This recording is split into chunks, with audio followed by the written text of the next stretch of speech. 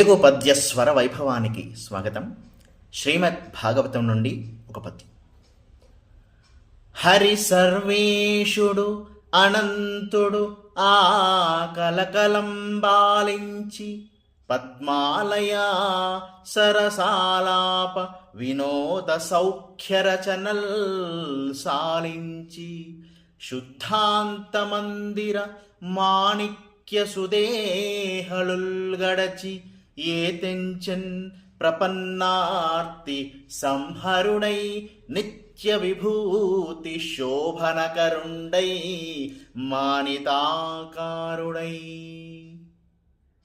ఈ పద్యం నందు జయ విజయులు ఇలా అంటున్న సమయంలో సర్వేశ్వరుడైన శ్రీ మహావిష్ణువు లోపలి నుంచి ఆ కలకలం విన్నాడు. వెంటనే లక్ష్మీదేవితోడి సరస సల్లాపాలు శృంగార కలాపాలు చాలించి శుద్ధాంత భవనంలోని మనులు చెక్కిన చక్కని ద్వారాలు దాటి అచటికి వచ్చాడు.